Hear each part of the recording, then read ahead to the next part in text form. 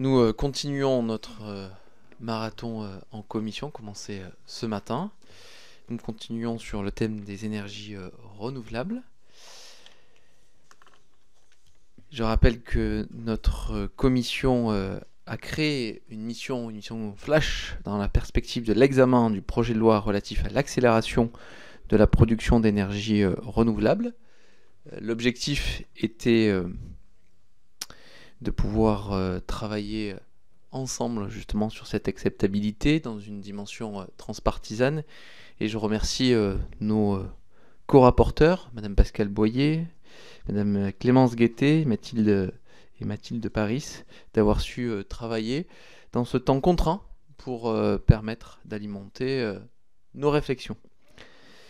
Je rappelle aussi qu'en raison de l'intérêt que suscite le sujet, il a été décidé d'élargir la composition de cette mission flash, je le disais, dans cette dimension transpartisane pour que chaque groupe politique puisse participer à ces travaux.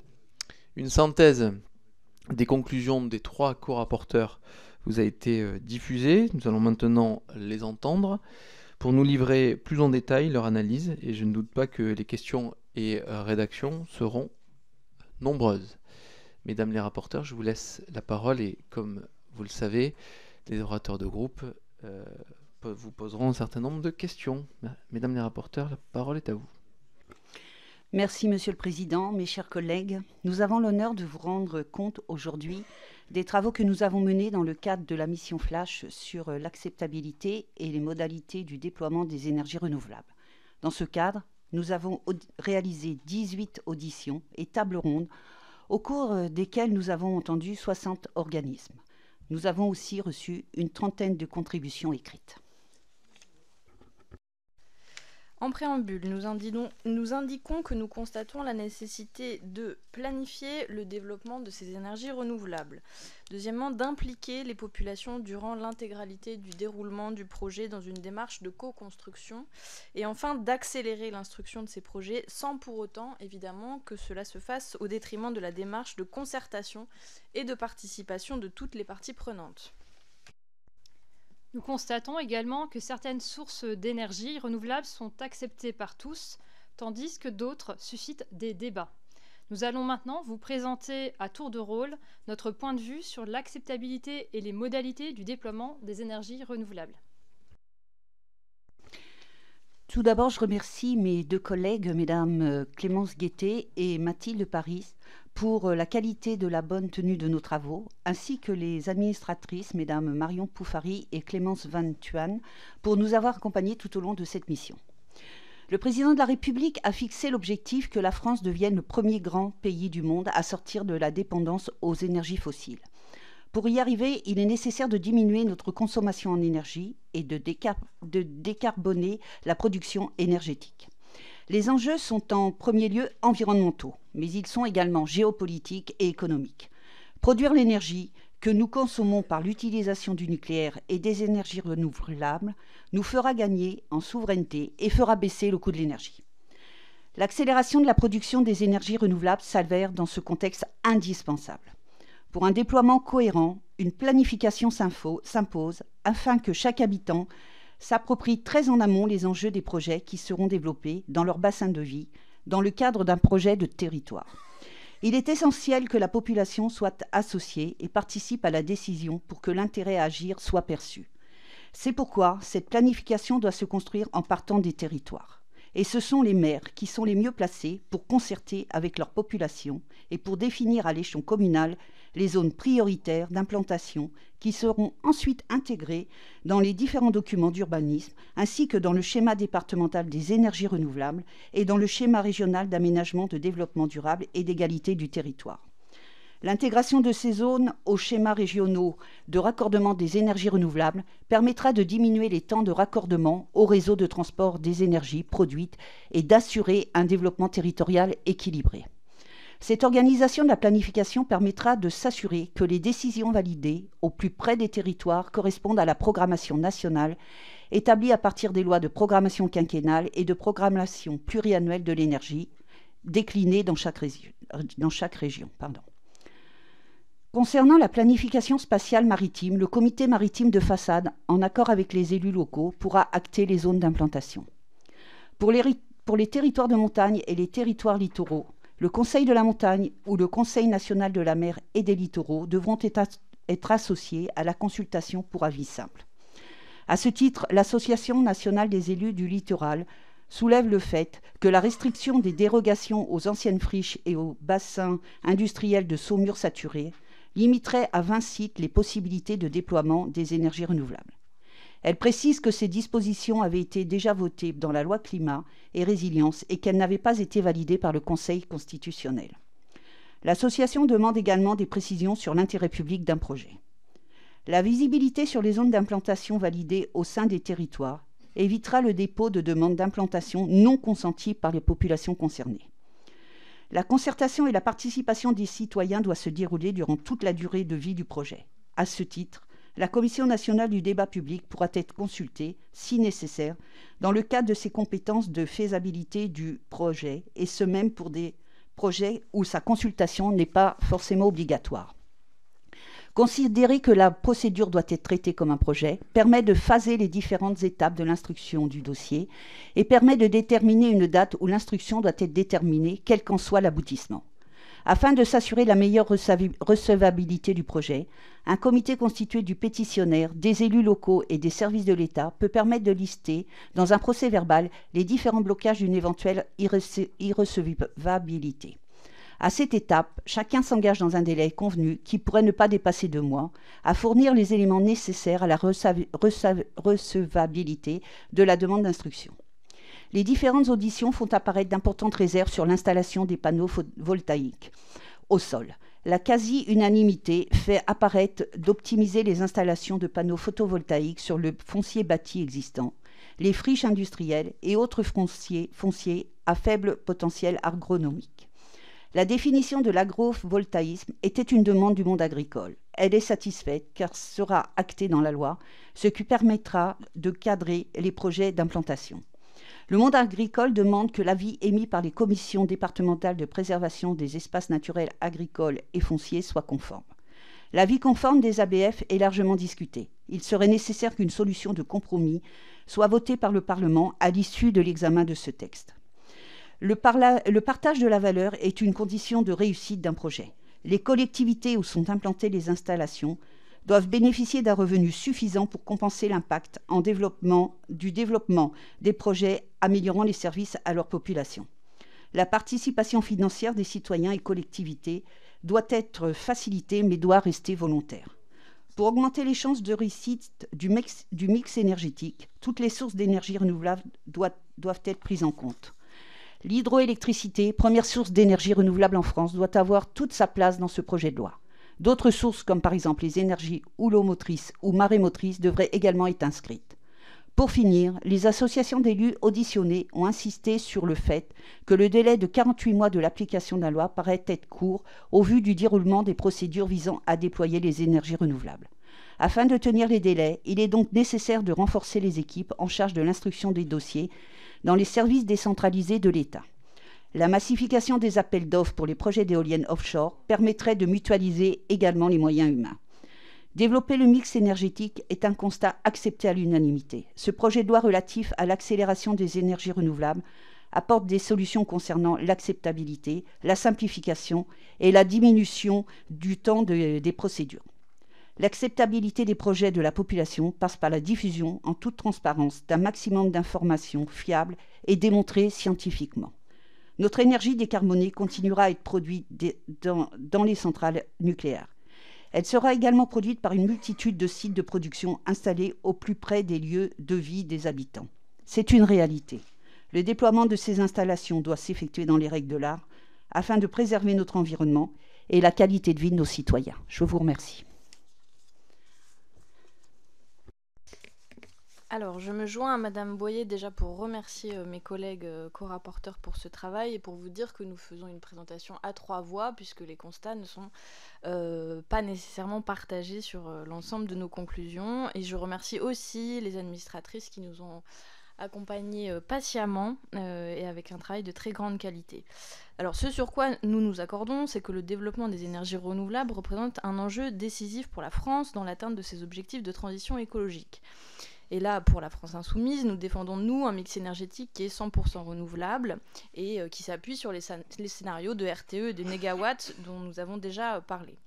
La France est aujourd'hui le seul pays de l'UE en retard sur ses objectifs de consommation finale d'énergie renouvelable, et ce sont des chiffres confirmés par Eurostat. Pourtant, notre pays dispose, par sa géographie et sa géologie, de l'un des potentiels de production d'ENR les plus importants et les plus diversifiés en Europe. J'en profite pour vous dire un regret, le fait que la mission Flash s'est parfois trop focalisée sur certaines ENR, comme le solaire ou l'éolien, tout comme le projet de loi qui arrive ne considère, et même si certaines modifications ont été apportées au Sénat, que trop peu l'hydraulique, la géothermie ou l'énergie marémotrice. Face à l'échec du gouvernement que je viens d'évoquer, la mission Flash a permis pour moi de dessiner un constat clair, le fait que la France est en retard pour 2 raisons principales. La première étant le fait que le pays ne dispose pas d'une planification publique et démocratique des ENR, qui soit portée par une volonté politique forte, et ensuite parce qu'elle ne mène pas de politique d'appropriation par les Français de cette bifurcation énergétique. Plutôt que l'acceptabilité, c'est bien la désirabilité de ces ENR qu'il faut atteindre, ça nous a été dit dans de multiples auditions. Donc premièrement, sur la planification, il est temps que l'État et les collectivités locales assument pleinement leur rôle de planificateur de cette bifurcation en accord avec les objectifs nationaux fixés. Celle-ci, aujourd'hui, est largement pilotée par le secteur privé, en réalité, sur le marché de l'énergie. Et c'est la raison des effets de concentration d'ENR dans certaines régions, comme le Grand Est et les Hauts-de-France, où les porteurs de projets privés déterminent la localisation des installations et la recherche de rentabilité qui écrase toute autre considération la plupart du temps. Aujourd'hui, les communes et les intercos ne sont pas en capacité d'évaluer précisément les potentiels énergétiques et les effets environnementaux des ENR. Dès lors, elles se retrouvent dans un rôle qui est en réalité passif de réception et de gestion au cas par cas de projets de ces acteurs privés sur leur territoire au lieu de les porter elles-mêmes.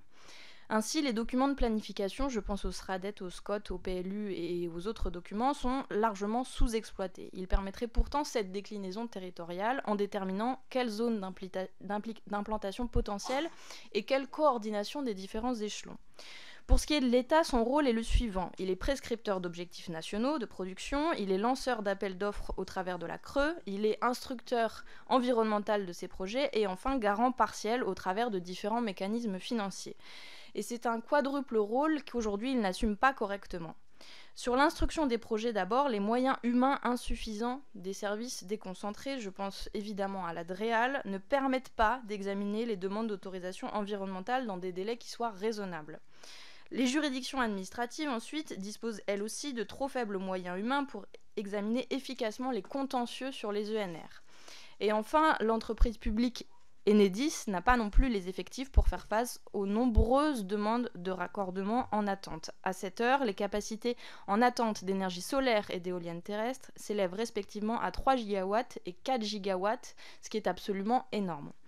Donc ça aurait été la réelle urgence à mon avis. Mais même une fois ces obstacles levés, des dossiers de projets éoliens terrestres prêts à être mis en service, déjà construits, ont dû être bloqués sur les bureaux des préfets. C'est là le résultat des tergiversations sans fin du quinquennat d'Emmanuel Macron sur l'éolien. Il a fallu une circulaire au préfet en septembre dernier pour enfin délivrer les projets qui étaient restés bloqués dans les tuyaux. L'urgence est donc pour le gouvernement d'assumer enfin, avec clarté, avec constance, son soutien à toutes les ENR. Comme le nucléaire et l'hydraulique avant elle, les ENR auraient pu être développés très rapidement par un pôle public de l'énergie, c'est là une de nos propositions, qui serait composée d'entreprises publiques nationales, articulées au niveau local avec les syndicats départementaux d'énergie renouvelable et des entreprises publiques locales.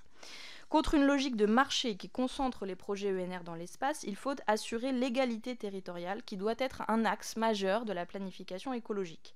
L'État pourrait donc faire le choix d'ouvrir les appels d'offres à une échelle plus locale plutôt que pour tout le territoire national pour accélérer, mais en tenant compte des potentialités et des capacités déjà installées dans certaines régions. L'IFER, la fameuse IFER, doit quant à elle reposer sur la production d'énergie plutôt que sur la puissance installée pour répondre à cette problématique. Et rappelons enfin que le potentiel photovoltaïque en toiture est la meilleure solution pour éviter que des terres agricoles ne soient utilisées pour produire cette énergie, à rebours de la nécessaire bifurcation de notre modèle agricole. Il faut donc pour moi que les gestionnaires d'autoroutes, de grands axes et les entreprises des zones d'activité soient obligés de s'équiper en panneaux solaires, en toiture, en ombrière ou au sol pour ce qui est des laissés autoroutiers. On aura l'occasion d'en parler dans le projet de loi. Second axe, l'appropriation par les Français de ces énergies renouvelables. Il faut organiser, dans le cadre de la participation populaire, la visibilité des ENR dans la vie, c'est-à-dire dans les paysages que les gens vivent et perçoivent à l'échelle locale, qui vont nécessairement changer. Le premier levier d'accélération, c'est une concertation qui soit approfondie et systématique, puisque les Français, selon les enquêtes d'opinion, sont largement favorables à ces énergies renouvelables, mais que de nombreux projets se trouvent enlisés dans des situations de conflits locaux qui finissent au contentieux, faute justement de cette concertation. Et non, la participation du peuple n'est pas un frein à une opérationnalisation qui soit rapide des projets ENR, c'est bien le contraire.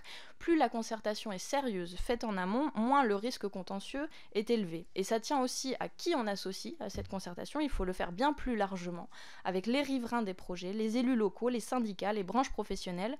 Bref, il faut associer très largement, et ça sous l'égide, à mon avis, de la CNDP, dont le rôle d'accompagnement doit être renforcé. Deuxième levier sur cette appropriation, c'est pour moi le développement de l'emploi local, qui permettra là vraiment de partager et décupler la valeur des ENR. Il faut structurer des filières industrielles dans la fabrication, la pose et la maintenance d'équipements ENR, qui sera bien plus puissant pour le développement local et l'appropriation des énergies que la simple déduction forfaitaire sur la facture d'énergie du projet de loi à laquelle nous nous opposerons. Dans cet objectif, l'État doit garantir un statut protecteur aux travailleurs des renouvelables et développer les capacités de formation du lycée pro jusqu'à l'université pour que les niveaux de qualification suivent les besoins énergétiques du pays. Le soutien public aux innovations énergétiques, je pense aux énergies marines renouvelables et aux technologies de stockage de l'énergie, doit aussi s'accroître. Et enfin, les pouvoirs publics doivent pérenniser les capacités industrielles d'ENR en péril. Je pense évidemment à Photowatt dont on a déjà parlé, ou dans des filières qui sont aujourd'hui inexistantes en France. Au-delà des nécessaires mesures de soutien, il ne faut avoir peur ni de nationaliser, ni de conditionner les projets ENR à un pourcentage d'équipements ENR donc, qui seraient fabriqués en France. Je vous remercie.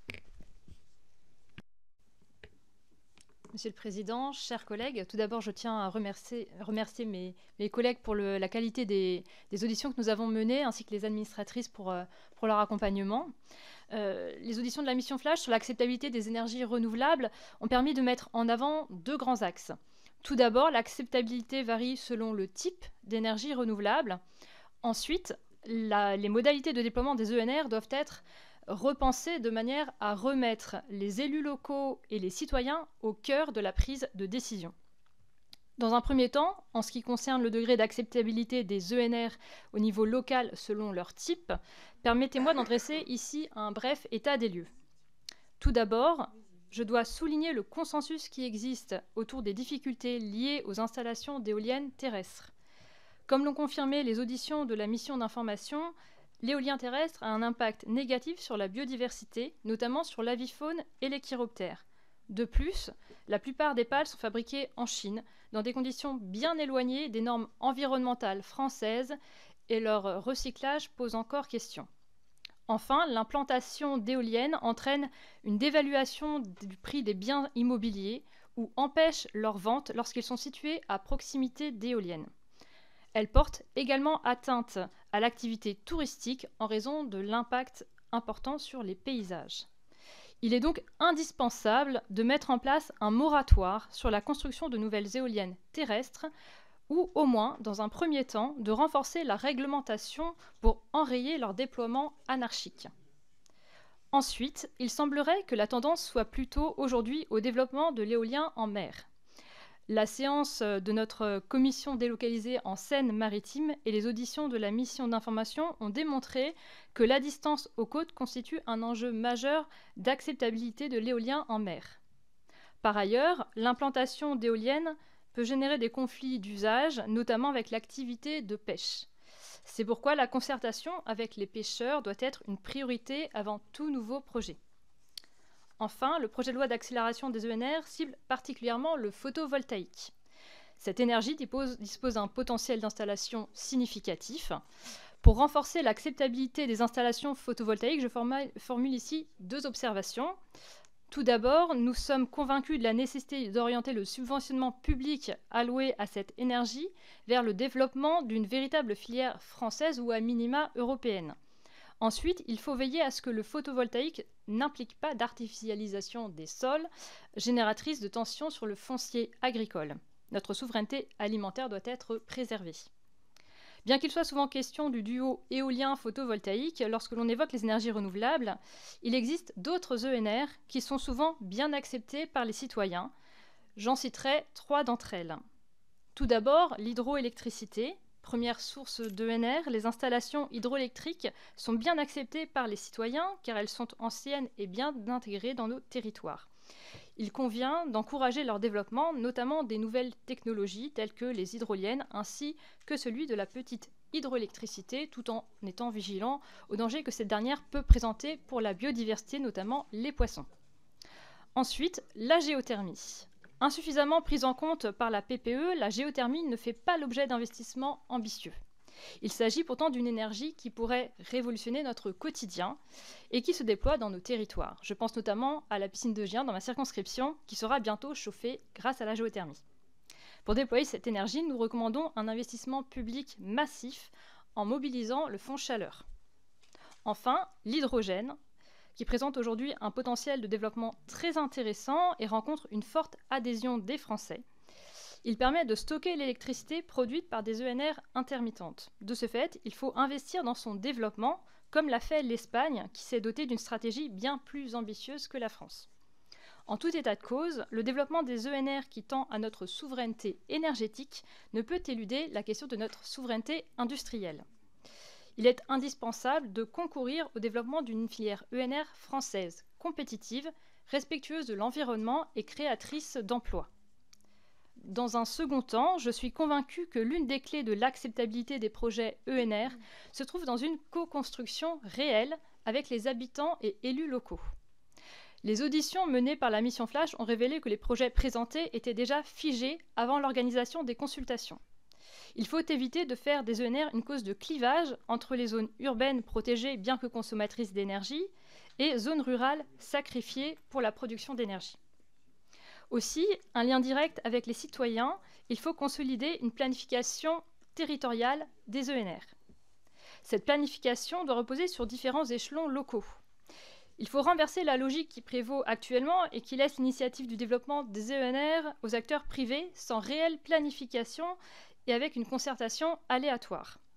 Les projets ENR envisagés dans les territoires doivent répondre à des critères de rentabilité énergétique et économique, mais aussi d'intégration dans les paysages et évidemment d'acceptabilité.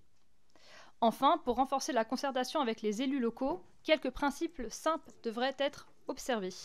Tout d'abord, pour le choix d'un projet, chaque commune de l'EPCI doit avoir une seule voix, celle du maire, sans considération du nombre d'habitants de la surface. Ensuite, il faut que le droit de veto du conseil municipal soit respecté. Enfin, il faut revoir et uniformiser la répartition de l'IFER pour toutes les ENR concernées, de manière à assurer davantage de retombées économiques pour les communes. Pour conclure, les auditions de cette mission Flash nous ont permis de confirmer que si le déploiement des énergies renouvelables est aujourd'hui indispensable, en parallèle de la consolidation de notre parc nucléaire, cela ne peut se faire contre nos territoires et ses habitants. Il est indispensable de construire une planification énergétique territorialisée qui prenne en compte les spécificités et potentiels de chaque territoire. Voilà autant de points qui guideront notre réflexion à l'occasion des discussions du projet de loi relatif à l'accélération des productions des ENR. Je vous remercie pour votre attention. Merci mesdames les co-rapporteurs et une nouvelle fois félicitations pour le travail effectué, une nouvelle fois dans un temps restreint et contraint. Nous en venons donc aux orateurs des groupes. Pour le groupe Renaissance, la parole est à Philippe Guillemard. Merci Monsieur le Président, Mesdames les co-rapporteurs, chers collègues. Mon second quinquennat sera écologique ou ne sera pas. Tels sont les mots prononcés par le Président de la République Emmanuel Macron lors de la campagne présidentielle de 2022. L'aggravation du réchauffement climatique est un fait, c'est notre responsabilité d'y faire face en opérant une transition énergétique. Nous devons développer le recours aux énergies renouvelables et nous examinons aujourd'hui les conclusions de la mission Flash sur l'acceptabilité et les modalités de déploiement de ces énergies, mission transpartisane menée par nos collègues co-rapporteurs Pascal Boyer, Clémence Guettet et Mathilde Paris, dont je veux avant toute chose saluer l'investissement et le travail. Cette mission fait écho au projet de stratégie nationale bas carbone initié par le président de la République en 2018 et à son volet législatif qui est le projet de loi relatif à l'accélération des énergies renouvelables présenté par le gouvernement fin septembre.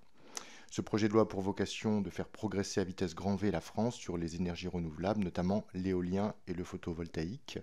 Il vient tout juste d'être adopté par le Sénat en première lecture et nous l'examinerons à notre tour à l'Assemblée nationale à la fin du mois. La mission Flash sur l'acceptabilité et les modalités de déploiement des énergies renouvelables menée en parallèle a précisément pour objectif de nous éclairer sur ces mesures et de formuler des propositions dont nous aurons crucialement besoin lors de notre examen du texte à l'Assemblée.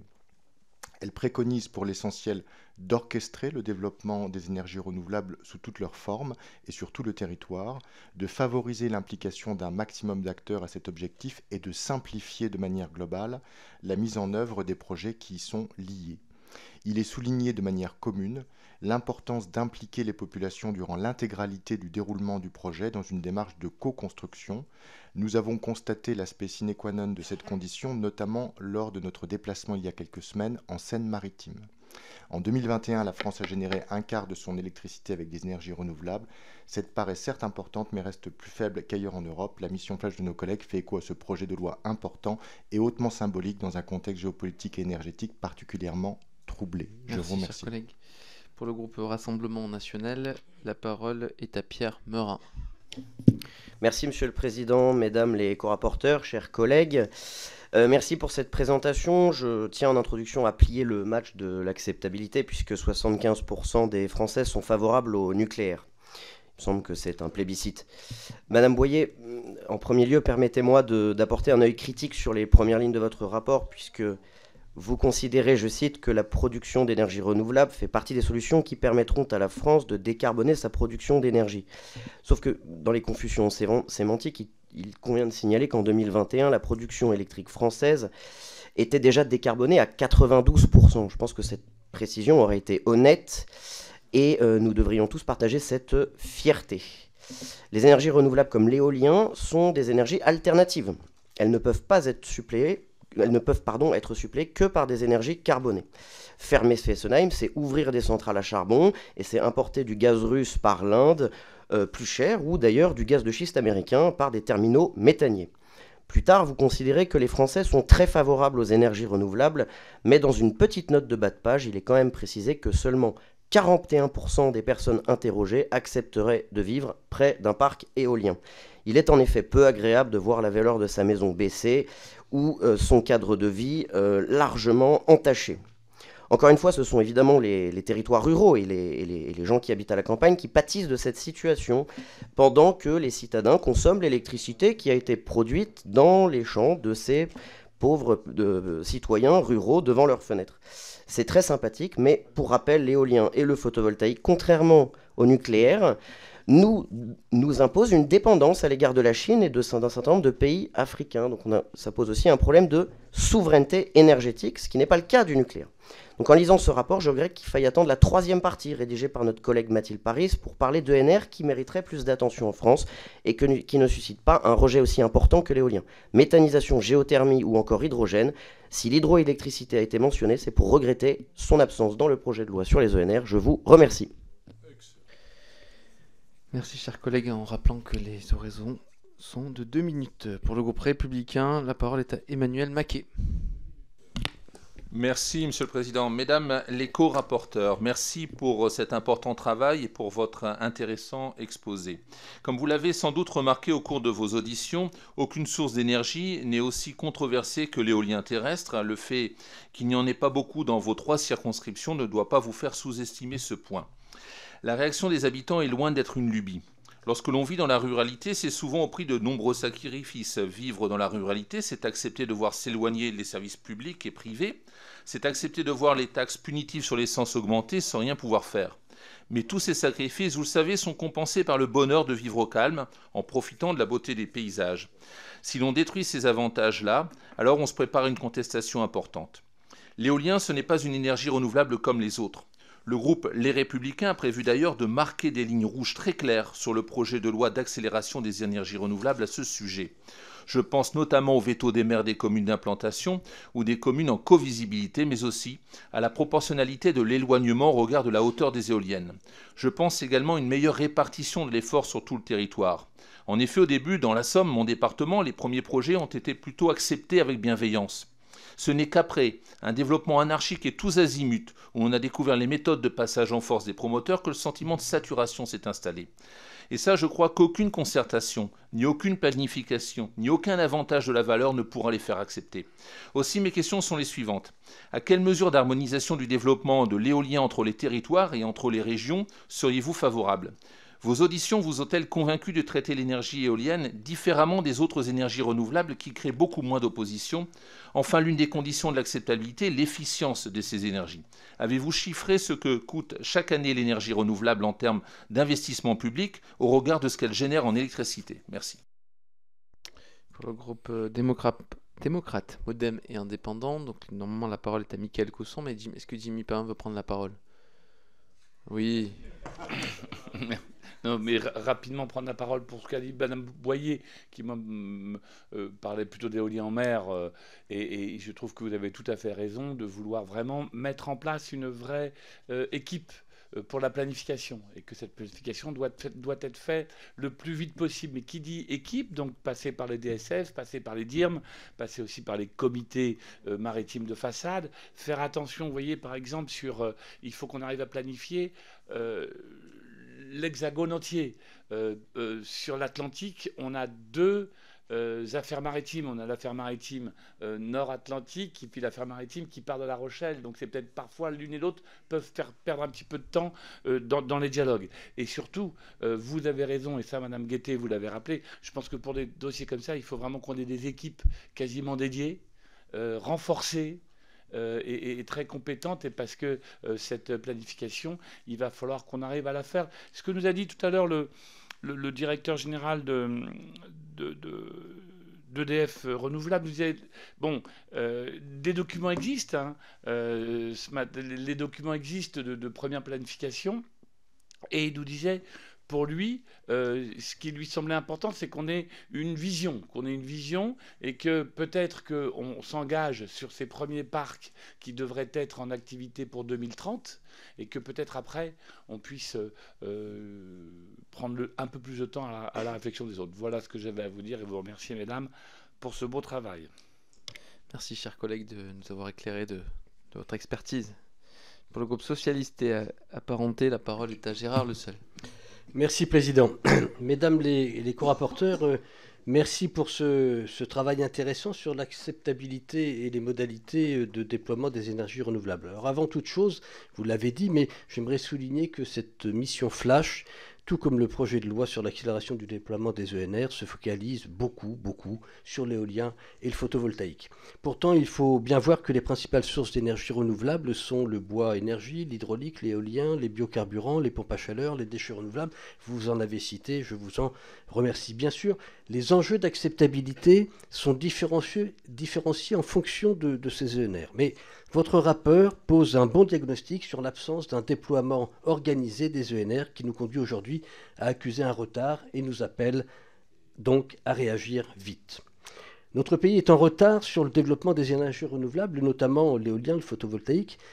La France est le seul pays de l'Union européenne à avoir manqué ses objectifs, ne parvenant pas à atteindre 23% des ENR dans le mix énergétique. Le gouvernement doit enfin assumer les objectifs fixés, soutenir tous les projets et proposer un cadre adapté. Rappelons d'ailleurs que le premier parc commercial était inauguré au Danemark il y a 20 ans et nous, il n'y a que quelques mois à Saint-Nazaire. Donc, pour votre rapport, on voit bien qu'il faut une vraie accélération et celle-ci doit être portée solidairement par tous les territoires. Nous avions une situation actuelle très insatisfaisante, on le sait bien, sur l'éolien, les régions Nord et Grand Est concentrent la majorité des installations. Nous avions, groupe socialiste, proposé des zones d'implantation potentielle de l'éolien, les ZIP, qui sont repris d'ailleurs, et nous souhaitions que ces ZIP soient menés par les élus locaux et non pas par les services de l'État, avec une majorité qualifiée visant à favoriser les compromis et la plus large adhésion au schéma. Cela rejoint la proposition de cibler par une cartographie au niveau du bloc communal le foncier adapté au projet. Alors je résumerai simplement, vous l'avez dit, concertation, emploi, conditionnalité, ça peut nous permettre une bonne acceptation des installations. Je vous remercie. Merci, chers collègues. Pour le groupe Horizon et Apparenté, la parole est à Vincent Thiébaut. Oui, merci Monsieur le Président. Tout d'abord, je voudrais féliciter les 3 co-rapporteurs pour la qualité de leur rapport qui, malgré des divergences de point de vue idéologiques, voire dogmatiques, si vous me permettez, on voit quand même qu'il y a quand même une convergence sur un certain nombre de points, notamment sur le sujet aujourd'hui de la nécessité de pouvoir garantir une planification efficace et en accord avec les concitoyens, sur lequel nous nous rejoignons au niveau d'Horizon totalement. La planification doit se faire en concertation aussi avec les élus locaux et la prise en compte des attentes des citoyens. Elle doit également passer par une meilleure diffusion d'informations et par l'organisation de débats publics, comme ça a été souligné notamment lors de l'audition de Mme Joanneau de la CNDP. Vous soulignez d'ailleurs, Mme Guettet, que la participation citoyenne de notre territoire doit permettre d'éviter des situations de blocage. Nous sommes d'accord avec cela et c'est essentiel. C'est pour ça qu'il nous semble essentiel aujourd'hui qu'on travaille sur une notion de planification, non pas qui soit descendante, mais qui parte bien des territoires. Ça veut dire que ce soit au territoire, notamment associer les élus locaux sur leur potentialité, sur les usages, de pouvoir remonter ces potentialités, pouvoir définir une planification au niveau régional, voire au niveau national. La question se pose peut-être sur l'efficacité des STRADET. On voit aujourd'hui des difficultés sur la mise en œuvre. Peut-être qu'il faut travailler plus effectivement en bottom-up, c'est en partant vers le bas, vers le haut, et notamment à travailler peut-être un raisonnement, vous ne l'avez pas sur votre sujet, mais sur le sujet du bassin d'emploi, bassin de vie, bassin de consommation, et s'appuyer pourquoi pas sur des structures telles que les pays ou les pôles d'équilibre territoriaux, les PETR. Et là, on peut y trouver aussi des problématiques, des solutions aussi en termes d'ingénierie locale. C'est vrai qu'il y a un vrai besoin d'ingénierie locale et je m'associe totalement à ces partages. Je voudrais aussi appuyer aussi sur le sujet du partage de la valeur qui est un point essentiel aussi bien au niveau communal qu'au niveau du citoyen. Il n'est pas normal effectivement que les citoyens aient ce sentiment de double peine entre subir certains projets entre guillemets, et ne pas avoir forcément profité du point de vue tarifaire de l'énergie. Donc je pense que là, il y a un véritable sujet. Sur le sujet de l'acceptabilité, par contre, au niveau dogmatique, je serais quand même surpris par rapport au nucléaire que les citoyens préfèrent avoir une centrale nucléaire dans leur jardin qu'une éolienne. Pour le groupe écologiste NUPES, la parole est à Lisa Bellouco. Oui, merci Monsieur le Président. Alors, merci Mesdames les co-rapporteurs pour votre travail. Ce rapport est très riche d'enseignements et j'espère que nous saurons nous en inspirer pour atteindre les objectifs que la France n'a pour l'instant pas atteints et sur lesquels elle est très en retard en termes de développement des énergies renouvelables. Alors justement, moi aussi ça m'a interpellée cette histoire de seulement 41% je me permets une petite incise avant de débuter, 41% des personnes interrogées accepteraient de vivre près d'un parc éolien. Mon collègue n'a pas dû lire jusqu'au bout parce qu'après c'est écrit 16% seulement à côté d'une centrale nucléaire.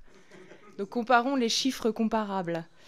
Je vais juste me permettre un certain nombre de petites remarques sur ce rapport qui m'ont légèrement étonnée. Je suis étonnée de l'importance que prennent les impacts sur la biodiversité de l'éolien. Alors je m'explique. Évidemment, l'éolien a un impact non nul sur la biodiversité comme toutes les activités humaines. Donc, je pense qu'il ne faut pas surpondérer l'impact de l'éolien sur la biodiversité.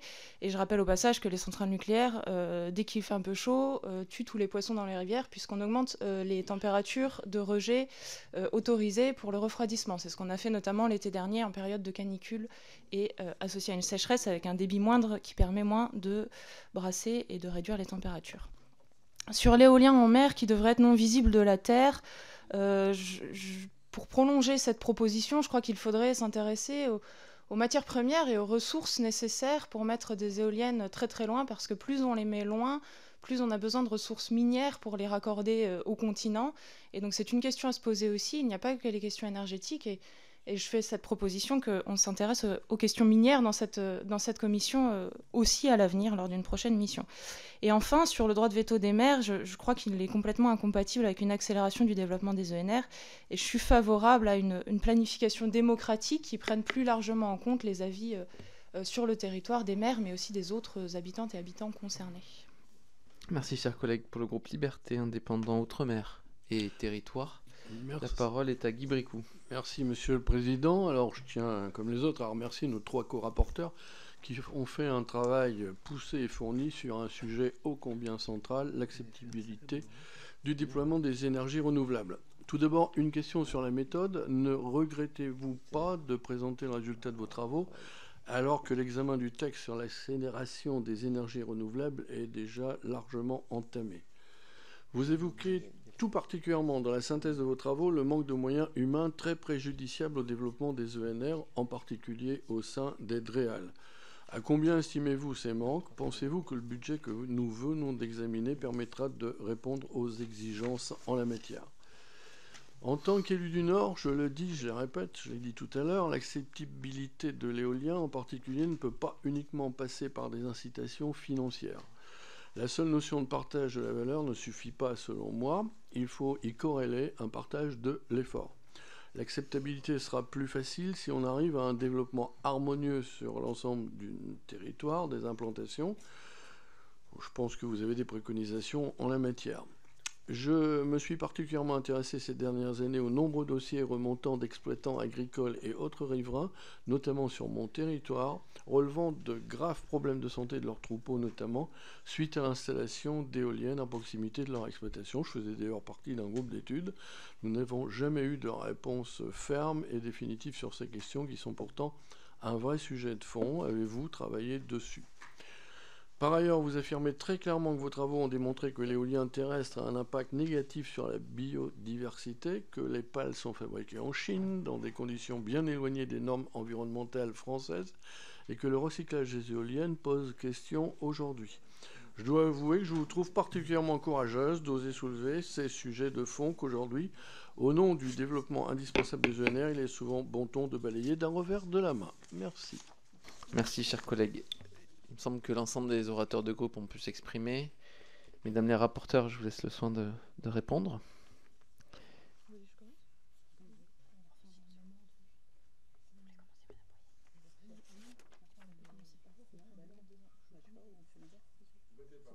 Non, mais c'est... Allez, je me balle. Merci beaucoup pour vos différentes interventions. Par souci d'efficacité, je prends dans l'ordre les réponses ou les rebonds. Il y a eu des questions intéressantes, je pense notamment à celle posée par Lisa Bellucco sur la question minière que nous n'avons pas examinée au cours des auditions, mais qui pourrait être l'objet d'une nouvelle mission d'information ou de travaux de la commission.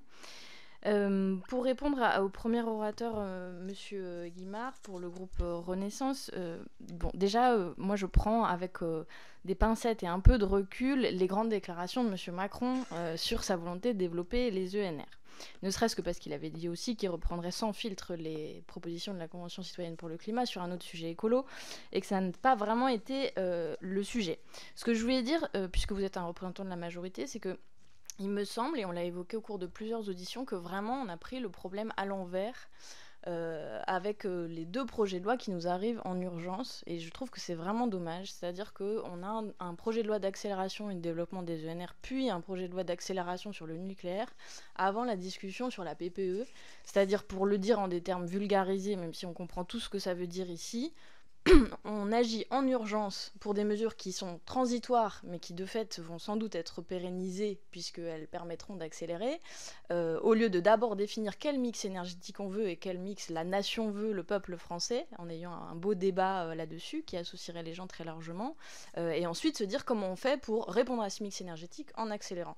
Et je trouve que ce contresens chronologique dans nos examens parlementaires, voilà, de projets de loi est vraiment dommageable.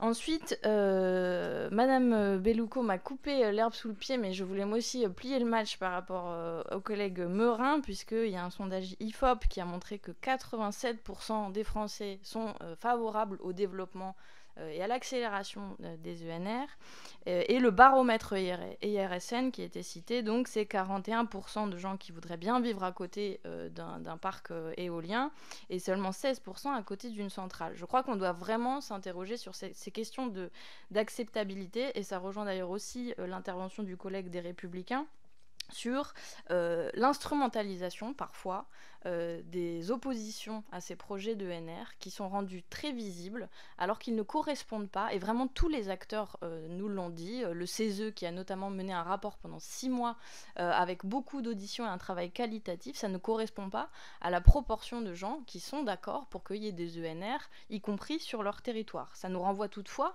et je l'ai dit dans ma partie du rapport et y compris dans ma présentation, à comment ils sont répartis sur le territoire. C'est-à-dire que si les gens ont le sentiment que c'est toujours chez eux qu'on implante à nouveau des éoliennes, de fait, ça génère de l'opposition. Et c'est cette bonne répartition qui est à questionner, et j'ai proposé plusieurs pistes peut-être, en tout cas j'y reviendrai. Ensuite, toujours au collègue Maquet, je crois, sur l'opposition entre ruraux et urbains, qui est, je trouve, une question extrêmement intéressante, qui est là aussi revenue notamment dans l'audition du CESE, qui est en réalité un risque. Parce que quand je parlais de mix énergétique, nous, France Insoumise, on défend un 100% renouvelable. Quels que soient les scénarios de RTE, ce qu'on sait, c'est que le volume des ENR, il doit être énormément augmenté, quelle que soit l'hypothèse qui va être choisie. Nous, on n'est pas pour une part de nucléaire, mais même dans ce cas, il va falloir développer ces ENR. Et je crois qu'on a intérêt à réconcilier le peuple français dans son entièreté et à ne pas, nous, particulièrement, en tant que députés, à ne pas créer des clivages qui opposeraient ruraux et urbains. Je le dis parce que les paysages vont être bouleversés. On s'est habitué pendant 60 ans désormais à ne pas voir l'énergie, ou en tout cas sauf les pauvres riverains des installations nucléaires, les autres à ne pas voir les sources d'énergie. Désormais, tout le monde en verra. Et donc les ruraux ont en effet la majorité de la charge avec l'éolien, mais les urbains, il faut aussi que dans ces territoires-là, il y ait de la géothermie, il y ait du photovoltaïque, notamment sur les toitures, avec différentes sortes de projets, et que donc chacun prenne sa part, et que là aussi, ça se fasse dans des proportions qui soient plus équilibrées. J'en profite pour dire que cette instrumentalisation sur des opposants, c'est notamment un article du Monde qui le montrait, est structuré politiquement, y compris en lien avec le lobby en faveur du nucléaire contre ces projets éoliens. Et je le redis, ça ne représente pas une majorité de nos concitoyens. Ensuite, je vous rejoins, collègues des Républicains, sur le fait que la méthode des promoteurs privés, qui est extrêmement agressive, puisqu'elle est tout simplement capitaliste, en fait, donc nécessairement ils doivent chercher à faire du profit rapidement et à implanter le plus possible de leur projet, est agressive pour les riverains, pour les élus locaux, pour les communes d'implantation, qui ensuite n'ont d'autre choix que de subir l'implantation de ces installations. Et donc, naturellement, le vent est au nord du pays, le soleil est au sud, pour le dire très très rapidement, et donc la loi du marché privé a fait que ces effets de concentration se sont répartis comme ça. Et c'est là que la puissance publique, et donc nous, devons intervenir pour une meilleure planification et une meilleure répartition. L'IFER, je crois, est une piste vraiment intéressante, parce que si nous travaillons sur la puissance plutôt que la production, la possibilité de puissance installée. Ça nous permettra de favoriser des projets qui seront moins rentables et d'aider l'État à installer des projets d'éolien dans des zones où il y a moins de gisements de vent que ce qui a été fait naturellement donc par ces fameux promoteurs privés qui sont allés tout simplement au plus efficace, donc à choisir les plus gros gisements de vent en ce qui concerne l'éolien. Je ne sais pas si je suis claire, je suis un peu longue, j'accélère sur la rente des ENR. Juste une incise pour dire quand même que ce que nous a montré notamment l'envolée des prix sur les marchés de l'énergie, c'est que les ENR sont devenus extrêmement rentables comme source d'énergie, et que c'est plutôt une manne financière aujourd'hui pour l'État français qui permet aussi de subventionner d'autres choses, et en ce moment il me semble que c'est d'ailleurs le bouclier tarifaire pour le coup sur des fossiles, mais que la question de la rentabilité financière n'est pas celle dans la période qui doit le plus nous questionner, parce qu'en réalité, et ça rejoint un point qui nous préoccupe avec la possible privatisation en tranche d'EDF, aujourd'hui les ENR font partie de ce qui est très rentable, contrairement au nucléaire. On aura peut-être des discussions plus approfondies sur EDF. Ensuite, pour répondre à Jimmy du Modem, je suis allée en déplacement sur le parc de Saint-Nazaire, qui montrait aussi que quand il y avait une belle concertation, et aussi avec les pêcheurs, aussi avec les riverains et avec les associations écolos, il pouvait y avoir, bon, pas un consensus, ce serait beaucoup dire, mais que si la concertation était bien menée, ça permettait quand même vraiment une meilleure appropriation des projets d'ENR. Et je crois donc que ça doit être répliqué absolument partout. Pour répondre rapidement au collègue Le Seul, je suis d'accord sur le fait qu'il faut absolument améliorer nos outils cartographiques, et notamment au niveau du bloc communal.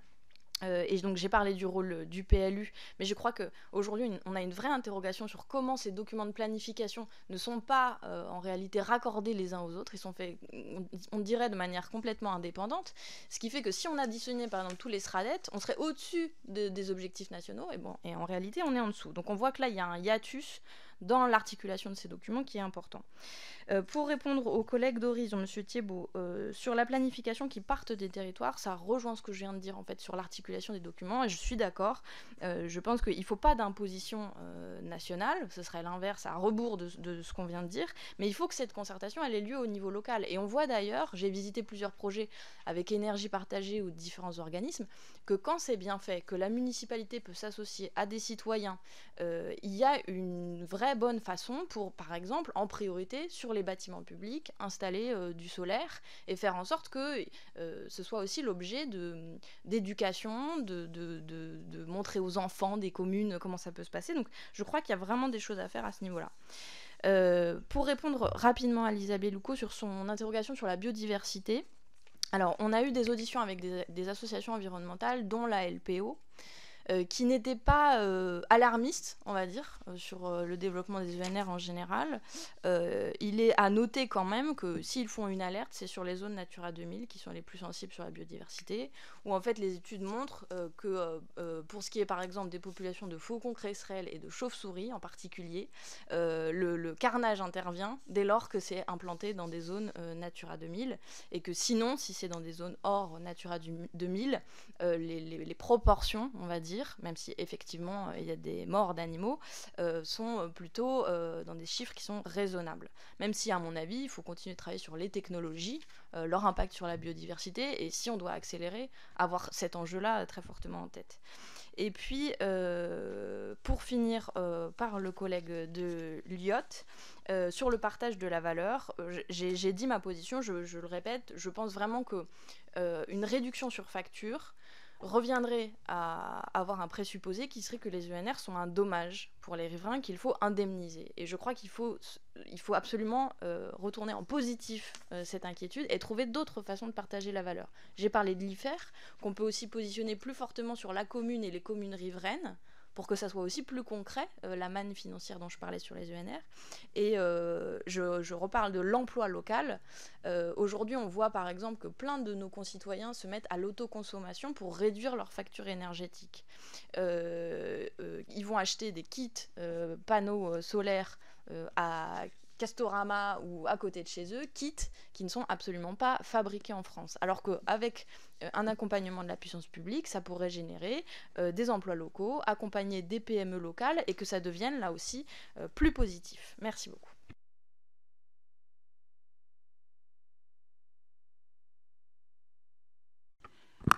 Oui, merci, chers collègues, pour vos retours et vos questions. Quand on parle de fixer les objectifs, je pense que dans le discours de la Sorbonne et le discours de Belfort, je pense que le président de la République a été précurseur sur tout ce qui pouvait nous arriver actuellement, et il est quand même important de commencer à fixer ces objectifs, même si ils peuvent être commentés. Mais il faut bien commencer un jour à fixer ces objectifs, à fixer des objectifs ambitieux et qui doivent être atteints, parce qu'il y a une urgence au niveau environnemental et une urgence au niveau même, pas que national, mais au niveau mondial. Donc je pense que oui, effectivement, on peut critiquer ces objectifs, on peut critiquer la méthode, mais aussi il est facile aussi de pouvoir, il serait difficile, nous aussi, de ne pas pouvoir planifier ce déploiement des énergies renouvelables si nous n'avions pas d'objectifs fixés au niveau national. En ce qui concerne monsieur Manin, c'est ça. J'ai mal écrit. Attends, passe-moi la liste parce que j'ai mal écrit. Voilà, merci. En ce qui concerne, pardon, excusez-moi d'avoir écorché votre nom, monsieur Meurin. J'avais mal écrit votre nom, excusez-moi. Oui, la production d'électricité représente quand même en France 7% des émissions carbone. Donc moi, je ne parle pas que de la production d'électricité, mais je parle de décarboner toute la production d'énergie en France. Et pour décarboner toute cette énergie en France, il faut aussi avoir une certaine acceptabilité. Concernant la question sur les coûts d'investissement public par rapport à ce que ça génère en ressources, et concernant alors effectivement, Madame Guettet a parlé des promoteurs privés, a insisté sur les promoteurs privés, mais justement la concertation et la planification qui se fera avec concertation, avec avis du maire, sur l'implantation des énergies renouvelables, permettra justement de limiter les effets d'opportunité sur les opérateurs privés, bien évidemment, puisque cette concertation, cette planification sur les implantations limitera, déjà permettra de planifier cette implantation, ce qui permettra également de ne plus avoir, d'avoir un choix sur ces zones d'implantation. La population étant, concernée, ayant été concernée dans cette zone d'implantation, il sera difficile pour les opérateurs privés d'arriver sur un territoire et d'imposer leur projet. Alors, Monsieur Cosson, effectivement, qui nous a parlé des façades maritimes, bien évidemment, il est préconisé effectivement de mutualiser les moyens au niveau des 4 façades maritimes et surtout de régionaliser les équipes sur les façades maritimes. Car quand on a une zone d'implantation d'éoliennes qui peut être sur plusieurs départements et que chaque département est obligé d'avoir sa part dans l'instruction, il serait quand même plus intéressant de mutualiser les équipes au niveau régional. En ce qui concerne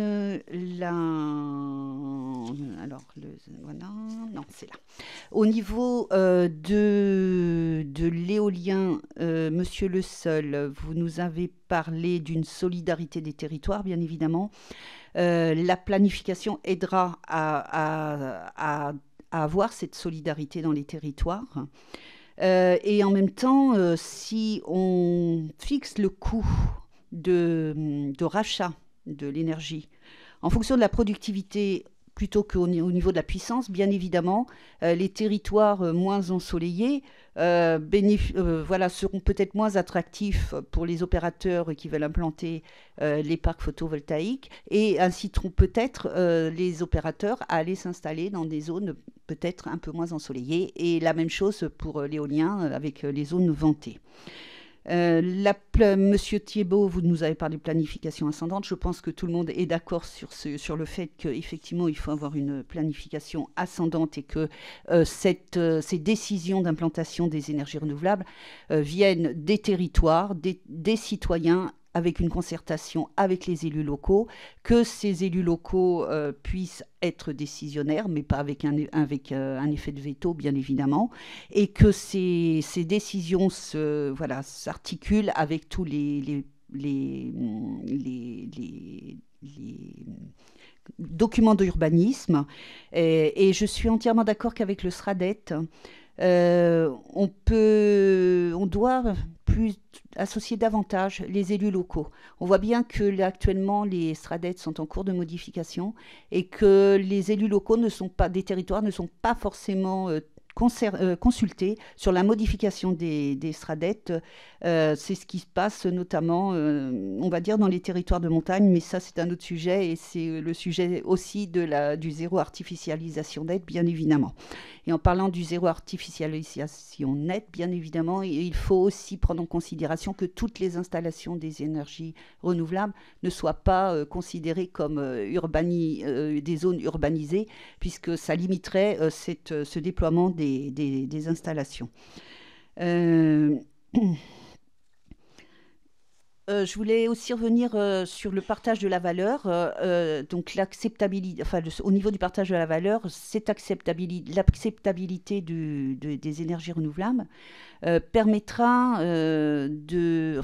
pourra être facilité avec un partage de la valeur effectivement au niveau de l'opérateur et des opérateurs et des citoyens, avec notamment des coopératives citoyennes, mais en même temps, en facilitant les coopératives citoyennes, mais en même temps, on peut aussi travailler sur la fiscalité des communes.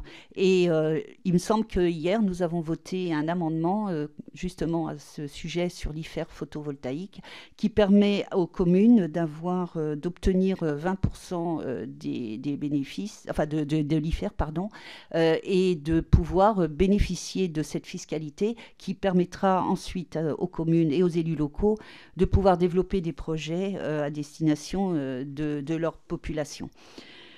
Alors, Madame Lisa Bellouco, j'ai pas compris. Vous vouliez que les éoliennes offshore soient non visibles de la Terre, mais en même temps, vous nous dites que plus on éloigne.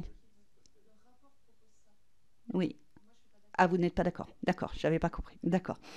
Donc, l'éloignement des éoliennes, bon, alors moi je ne répondrai pas à ça parce que c'est pas moi qui avais voilà, excusez-moi, j'avais pas compris.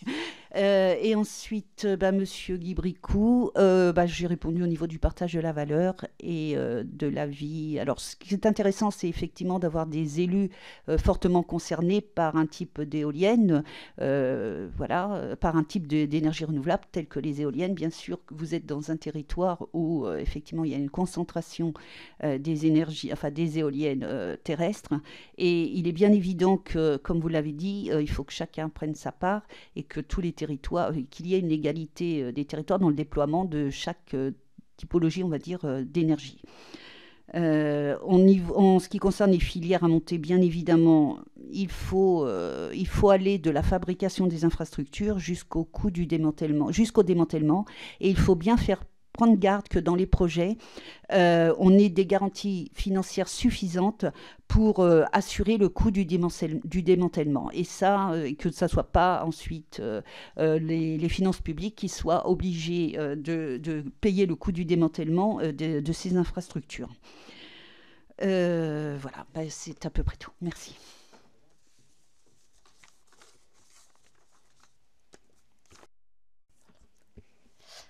Donc merci à chacun pour vos questions et vos interventions.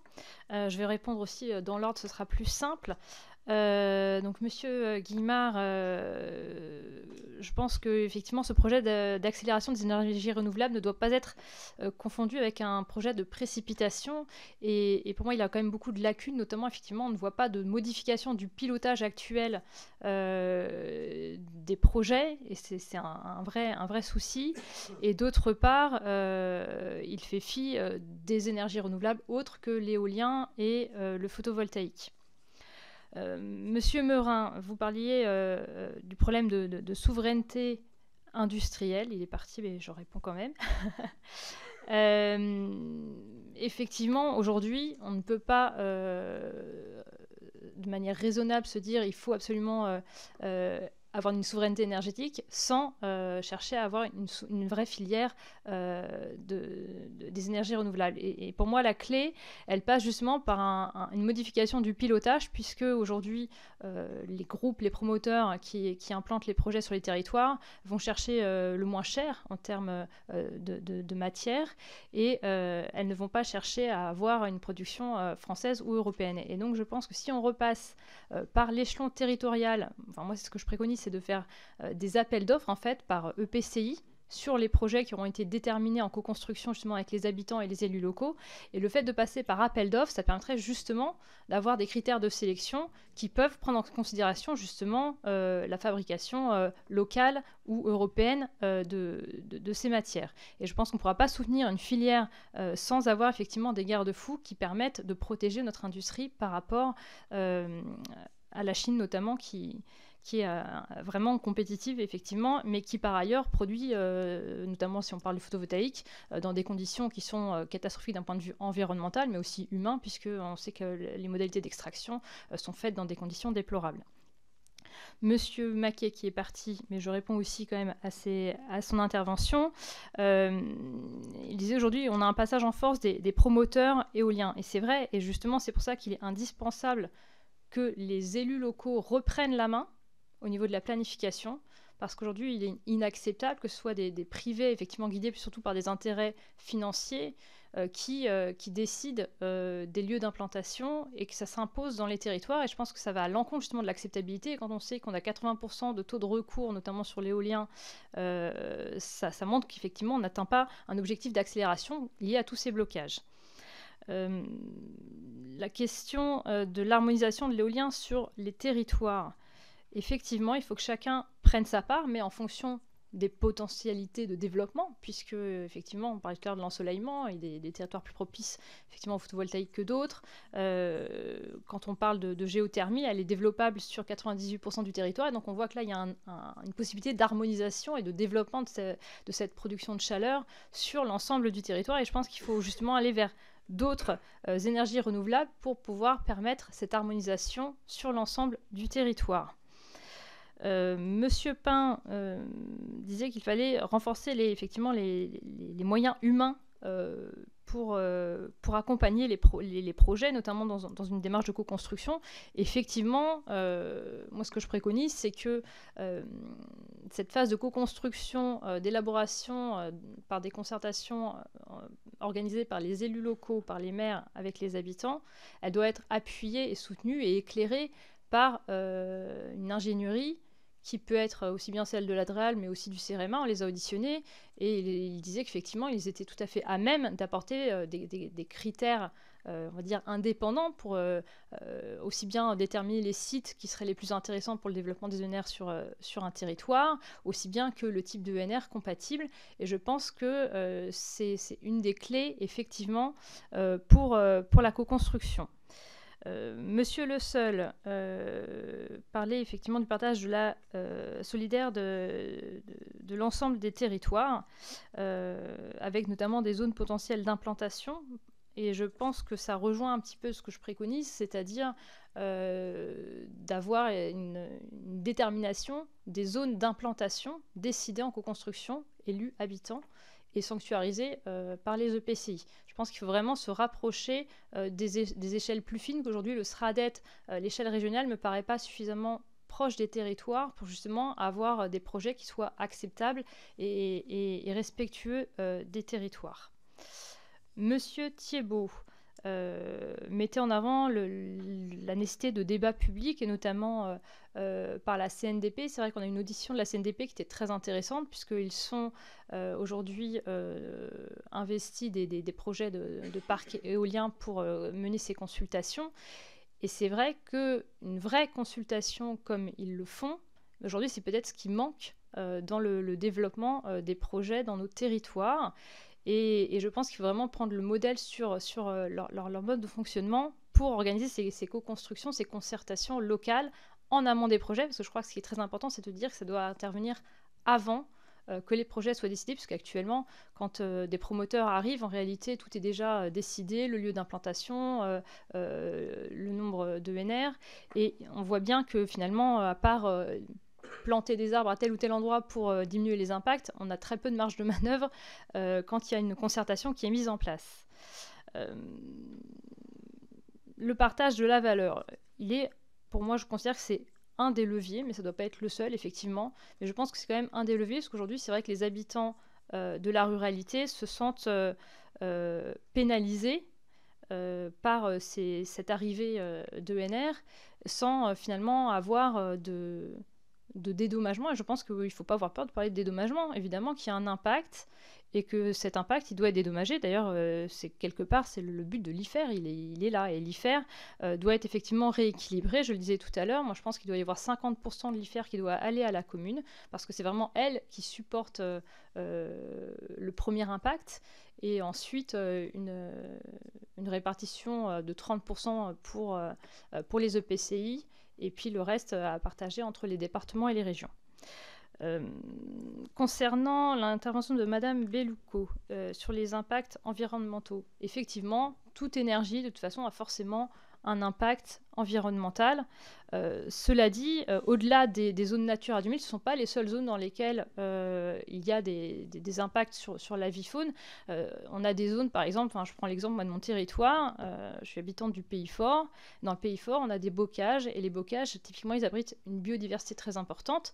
Et on a, je me suis procuré justement, parce que tout au long de l'exploitation de parcs éoliens notamment, on a des études environnementales qui se poursuivent, qui permettent de mesurer l'impact réel justement des énergies renouvelables sur l'environnement. Et typiquement, nous, on a une surmortalité de chauves-souris sur tout le département, avec un parc finalement moins important qu'ailleurs. Et donc, il y a des territoires qui, par leur spécificité géographique, par leur spécificité justement paysagère, eh bien, peuvent elles aussi présenter des aspects qui aujourd'hui ne sont pas du tout protégés par rapport à l'impact sur la biodiversité. Monsieur Bricou, vous parliez du problème de l'élevage et de l'impact de l'éolien sur l'élevage. C'est effectivement, on a eu dans les auditions, on a reçu des agriculteurs et on leur a posé la question. Et effectivement, aujourd'hui, il n'y a pas d'études scientifiques qui prouvent ce phénomène, mais en revanche, ils nous disaient, mais il y a des faits, c'est-à-dire on a des conséquences empiriques, effectivement, où parfois le fait de déplacer les câbles ont permis justement de résoudre ces problèmes de mortalité. Donc il se passe certainement quelque chose dans les sols lié au réseau en fait d'alimentation des éoliennes, et je pense qu'aujourd'hui il faut quand même le prendre effectivement en considération, parce qu'il y a un impact qui n'est peut-être pas prouvé scientifiquement, mais qui est constaté. Et puis, concernant le problème de recyclage des pales des éoliennes, oui, effectivement, c'est un vrai souci. Même si aujourd'hui, il y a des technologies qui sont en train d'apparaître, mais qui sont peu développées, pour permettre justement une décomposition des résines. C'est Siemens Gamesa qui développe ça en ce moment, mais pour l'instant, voilà, c'est vrai que c'est pas encore très développé, et je crains que les promoteurs se fournissant en Chine, effectivement, n'aient pas de pales recyclables en perspective. Merci, chers collègues. Nous allons venir aux questions. Nous avons 5 questions. Je les prends les unes après les autres, comme d'habitude. Je vous laisse la parole à Joris Beauvais pour 1 minute. Merci, Monsieur le Président, Mesdames, Messieurs les corapporteurs, chers collègues. La géothermie permet de produire de la chaleur ou de l'électricité et a au moins 2 avantages majeurs.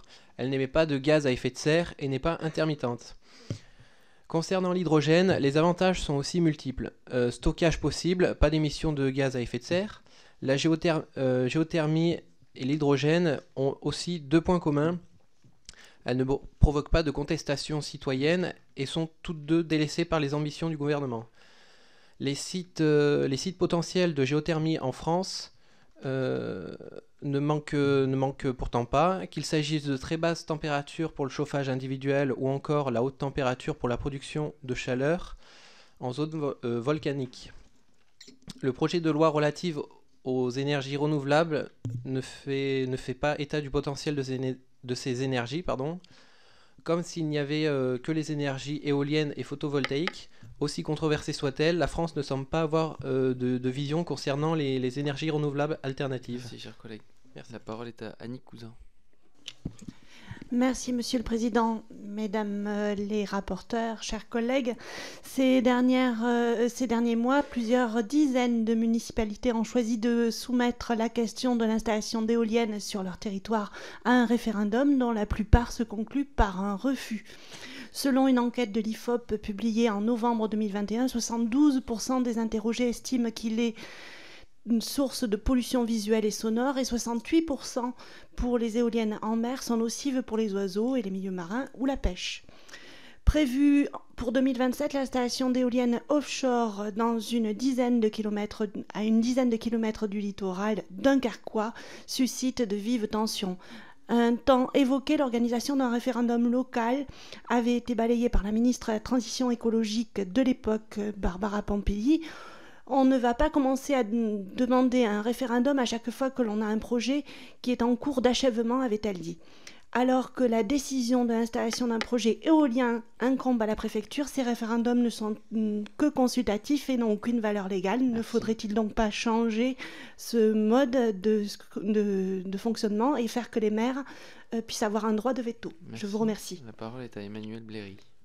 Oui, merci Monsieur le Président. Je suis élu d'une circonscription rurale, la première du Pas-de-Calais pour la citer. Celle-ci est sinistrée, il faut le dire, par des champs d'éoliennes qui en défigurent le paysage. Et j'aimerais rappeler une réalité, nombreux sont ceux qui attendent avec impatience de pouvoir s'en débarrasser. Et ça, c'est pas IFOP, c'est Emmanuel Bléry, député de Terrain, qui vous le dit. Ceci étant dit, dans les processus de concertation qui ont précédé la construction des éoliennes, de nombreux maires de petites communes rurales étaient bien démunis. Ils ne bénéficiaient pas donc de concours de fonctionnaires de catégorie A ou B, souvent, dont l'ingénierie leur aurait permis de lutter à armes égales.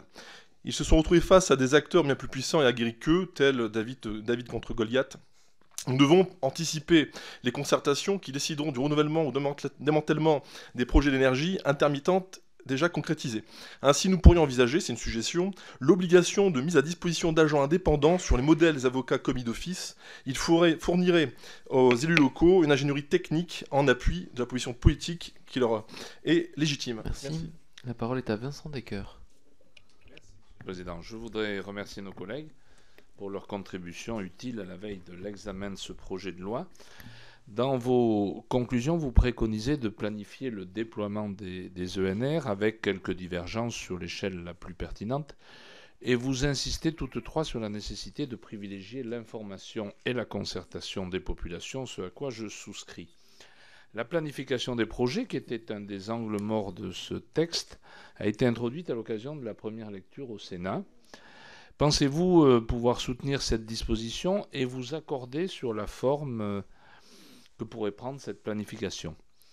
S'agissant de la concertation en amont du dépôt des dossiers, que vous appelez de vos voeux, et j'y souscris aussi, pensez-vous qu'elle puisse s'accommoder de la volonté affichée par le texte d'accélérer et de simplifier la procédure?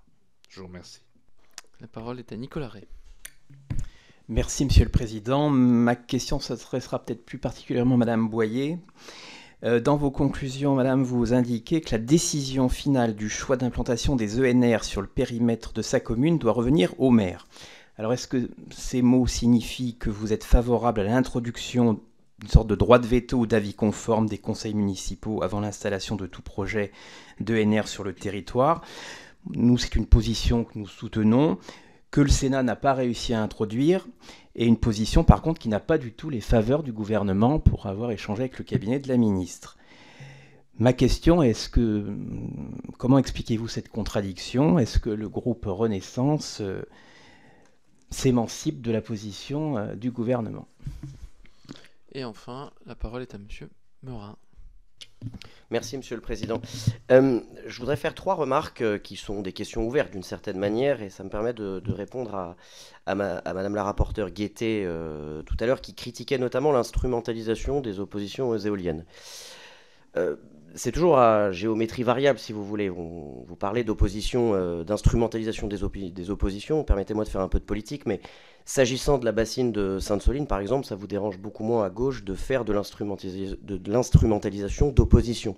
Et si je puis me permettre, les opposants aux éoliennes sont bien moins violents que les milices écologistes qui cassent et qui blessent. Voilà.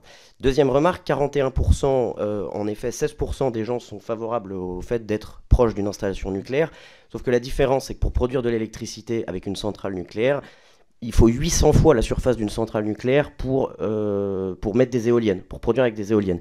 Ce qui signifie que les gens sont naturellement beaucoup moins exposés aux éoliennes. Et dernière chose, le nucléaire abîme peut-être les poissons, mais quant aux éoliennes, s'agissant des oiseaux, tout ça est toujours à double tranchant et un double discours. et deux poids, deux mesures. Merci, chers collègues. Eh bien, mesdames les rapporteurs, je vous laisse le soin de répondre à ces 6 questions.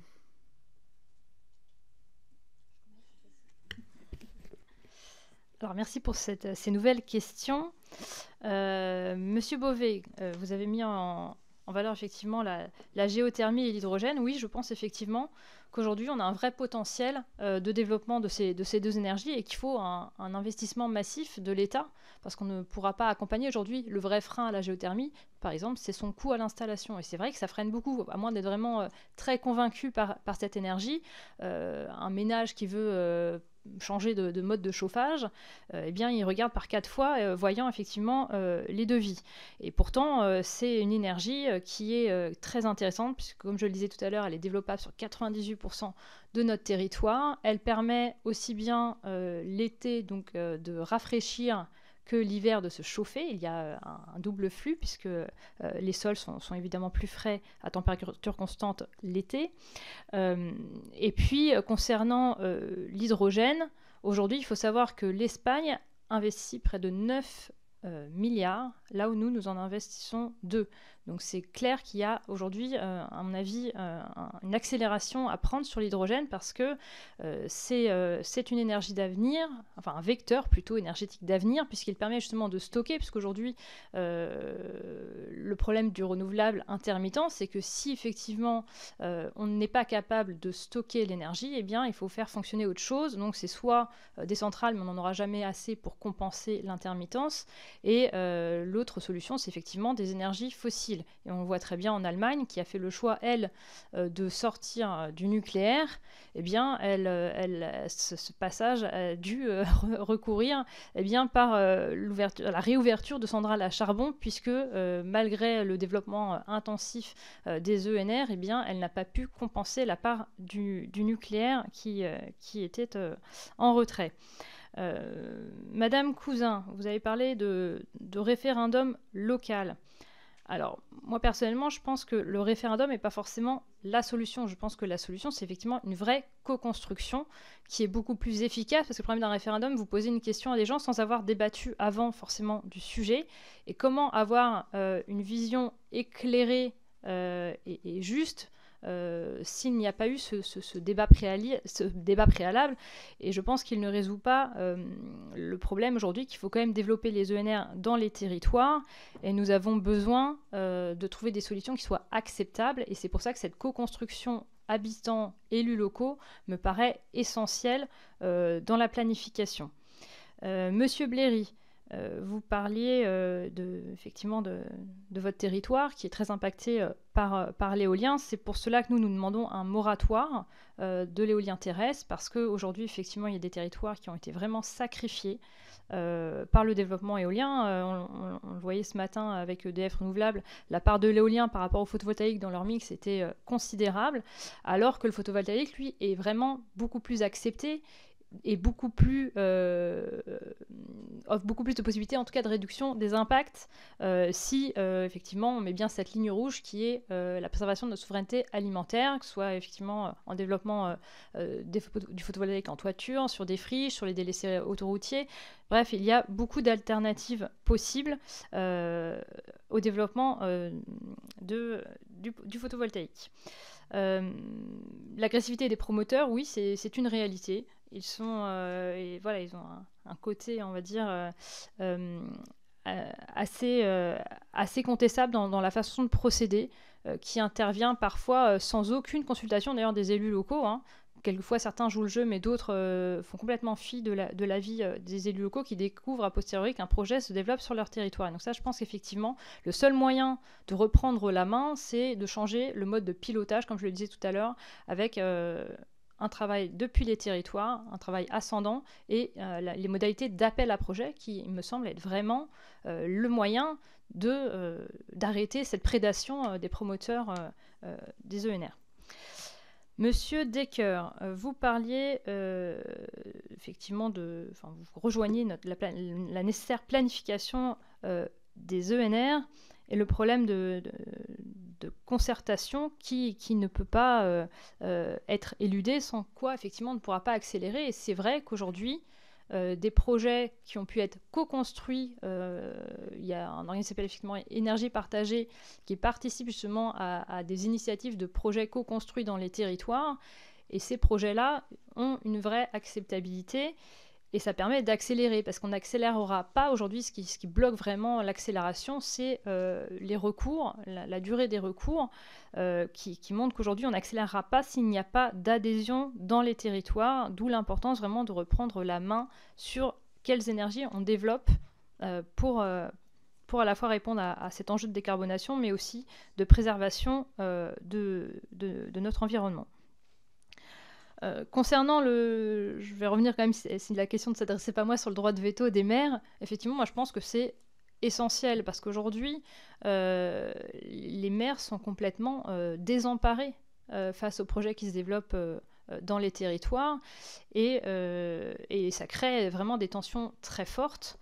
Et on n'a aucun moyen de les protéger. Je pense qu'aujourd'hui, justement, si on passe par une planification ascendante qui part des territoires, le droit de veto, en réalité, sera juste un garde-fou, mais il ne devrait pas être utilisé, puisque normalement, les projets étant construits, on n'aura pas effectivement d'opposition des élus locaux. Mais ça me paraît effectivement un moyen de protéger nos territoires et de respecter aussi ces élus qui sont les représentants du peuple par définition et les plus proches des habitants. Et donc, il faut le protéger. Pour revenir à la dernière intervention de M. Meurin, concernant effectivement les oppositions à l'éolien, je crois que c'est la seule énergie qui soulève de telles oppositions, il faut le dire et il faut le reconnaître. Aujourd'hui, il y a un vrai point de blocage sur cette énergie-là dans les territoires.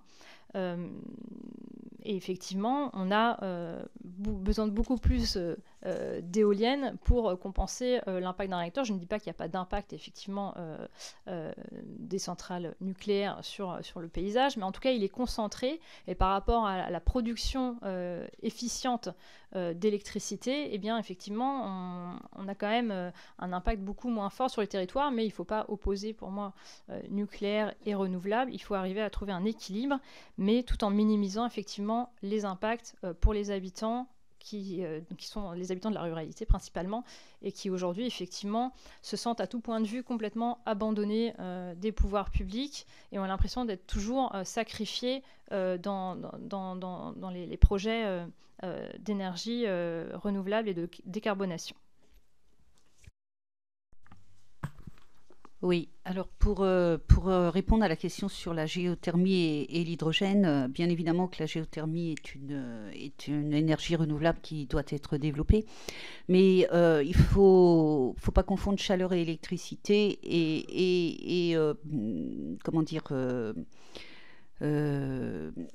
on va dire qu'on a différents types de technologies dans la géothermie. On a la géothermie qui va aller chercher de la chaleur à quelques mètres dans le sol, et là, ça permettra d'avoir une climatisation et de pouvoir tempérer les températures dans les habitations.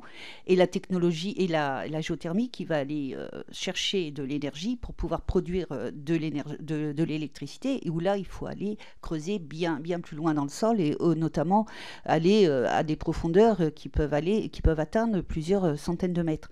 Donc, il y a déjà 2 technologies dans la géothermie qui sont différentes et qui imposent effectivement une réglementation aussi différente et aussi un déploiement et des définitions de zones d'implantation qui sont totalement différentes. Donc, bien sûr que c'est important de développer ce type d'énergie renouvelable, mais en même temps, il est important aussi de définir aussi les zones où l'on peut aller implanter cette géothermie. Au niveau de l'hydrogène, on ne peut pas dire que la France ne fasse rien, puisque il y a déjà 2 milliards d'euros qui ont été attribués sur le plan hydrogène en France, que les objectifs sont que la France devienne un des pays leaders sur l'hydrogène au niveau international, et que dans le plan France 2030, par contre, 7 milliards d'euros sont fléchés pour justement le plan hydrogène, pour développer l'hydrogène jusqu'à l'année 2030. Donc l'hydrogène, je pense que le gouvernement s'en est emparé et comme toute technologie nouvelle, ça avance, mais il faut effectivement développer les technologies. Il y a toute une série d'exploitations. Enfin, il y a des infrastructures d'exploitation à mettre en place. Il faut aussi développer l'hydrogène vert, bien évidemment. Et en même temps, il faut aussi avoir les moyens de le stocker et aussi après les moyens de pouvoir les utiliser, les consommer sur les territoires. Donc c'est une technologie qui est en voie de développement, bien évidemment. Beaucoup d'argent a été mis sur la table pour justement développer cette technologie en France. Et je pense que le gouvernement n'est pas en retard pour justement se projeter sur cette nouvelle forme de production d'énergie. En ce qui concerne l'ingénierie sur les territoires, le manque d'ingénierie sur le territoire, en étant sur un territoire rural de montagne, bien évidemment, nous sommes tous confrontés, enfin les communes, les petites communes rurales et aussi les communes de montagne sont toujours confrontées à un problème d'ingénierie, bien évidemment, pour porter leur projet. Le fait que cette planification soit ascendante et qui permettent d'intégrer donc les décisions, on va dire, prises au niveau municipal dans les schémas départementaux et régionaux permettra déjà d'avoir une validation des zones et donc permettra d'avoir un premier niveau, on va dire, d'ingénierie au niveau départemental et régional. Et en même temps, cette validation permettra aussi, cette validation des zones permettra aussi de valider si les objectifs régionaux et nationaux sont bien accomplis, seront accomplis. Sinon, bien évidemment, il faut avoir une zone de revoyure pour justement on va dire, retrouver ou voir peut-être imposer des zones dans les communes, dans les territoires concernés. Bien évidemment, comme le disait ma collègue Mathilde Paris, il y a des institutions, et notamment le CEREMA, qui peut, effectivement, nous les avons auditionnés, qui peuvent aider à la décision auprès des maires, mais nous avons aussi les services décentralisés, des services d'État décentralisés, qui peuvent aussi apporter une aide aux élus locaux, en sachant que effectivement la demande qui est faite au niveau de mon rapport, c'est de renforcer ces équipes au niveau des services de l'État dans les préfectures, bien évidemment, les DREAL et autres. Au niveau effectivement, un projet, c'est pas forcément que la construction du projet. Le déploiement d'énergie renouvelable, c'est aussi toute la vie du projet qui va du dépôt du dossier, de la construction de l'instruction du dossier, de la construction de l'infrastructure, de la vie de l'infrastructure pendant un certain nombre d'années, puis ensuite le démantèlement. Et je pense qu'effectivement, il est important d'avoir des connaissances scientifiques déjà pour connaître les zones, pour avoir un maximum d'informations pour pouvoir implanter les zones sur les territoires. Mais en même temps, il est important que durant le projet, toute l'information nécessaire, on va dire transparente, fiable et scientifique, on va dire, puisse être donnée aux populations concernées. Et donc là, effectivement, il y a peut-être quelque chose à travailler sur la mise en place d'infrastructures, d'institutions. Alors on peut aussi peut-être utiliser les services du CEREMA ou autres, qui permettraient effectivement d'avoir la connaissance sur les impacts des projets tout au long de leur vie. Alors je voudrais en finir par le droit de veto au maire pour répondre à mon collègue. Je ne pense pas qu'il faille prendre là vous prenez le problème à l'envers, bien évidemment, parce que Le droit de veto, c'est sur l'implantation des projets. Or là, nous sommes sur la planification. La planification, ça veut dire que le maire, après une concertation, on va dire, assez poussée et approfondie de la population et aussi des parties prenantes, puisqu'on peut parler sur l'éolien en mer, on peut parler des pêcheurs, bien évidemment, comme ma collègue en a parlé. On peut parler de tous les usagers du territoire, et je pense notamment au service du tourisme, au comité départemental du tourisme.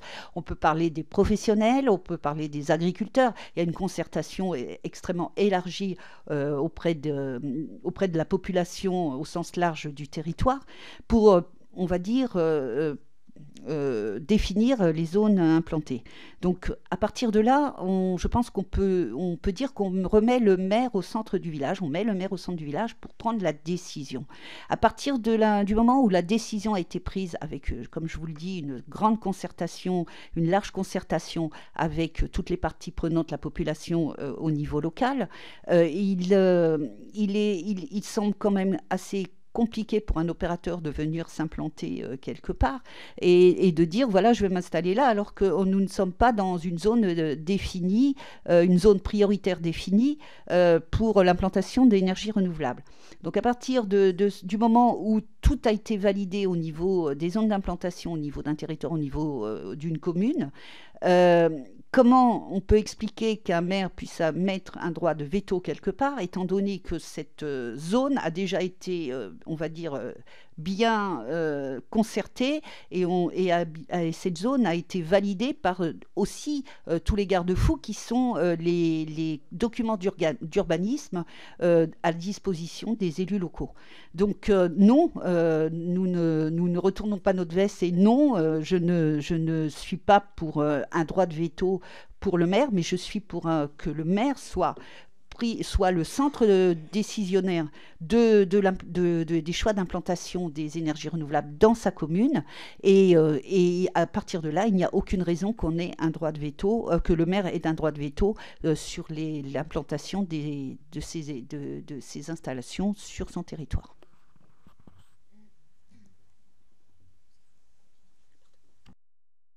Alors, je complète rapidement les réponses déjà détaillées de mes collègues. Premier point sur la géothermie et l'hydrogène.